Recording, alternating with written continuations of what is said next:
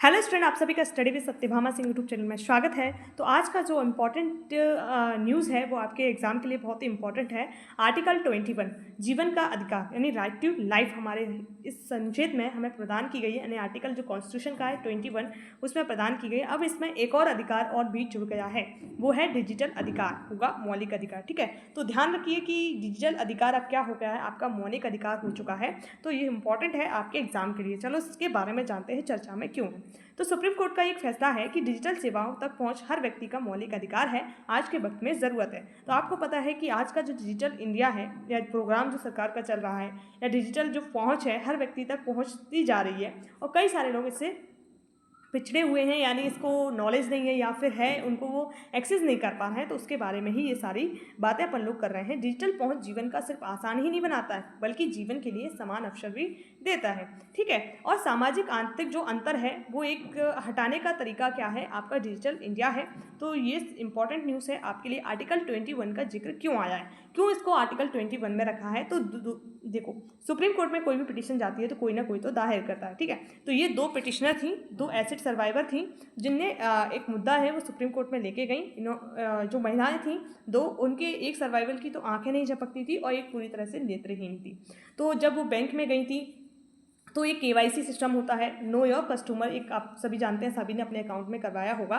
तो वही चीज़ थी, उसी के लिए गई थी। और इसके लिए आपका एक मतलब स्कैन होता है, आपकी आंखों का टेस्ट होता है, मतलब टेस्ट नहीं कहेंगे, इस तरह से आंखों को डिटेक्ट किया जाता है। ठीक है, तो वो मतलब स्क्रीन के सामने आपको चेक करना होता है कि आप ही वो पर्सन हो या नहीं हो। तो नो योर कस्टमर के तहत वो गई, तो परंतु उनकी किसी की आंखें नहीं झपक रही थी और किसी की आंख ही नहीं थी। इन दोनों महिलाओं की बात कर रहे हैं अपन। तो वो नहीं कर पाई अपनी KYC, और उन्होंने कहा कि KYC के नियम में बदलाव होना चाहिए और ऐसे जो लोग सर्वाइवर हैं उनके लिए क्या सरकार ने दिशा निर्देश दिए हैं वो आपके क्लियर होने चाहिए। तो जब सुप्रीम कोर्ट में पिटीशन लेके गई तो वहाँ पर उन्होंने यही दाखिल किया, और उसमें जो अदालत ने देखा तो आर्टिकल 21 का इसमें जिक्र किया।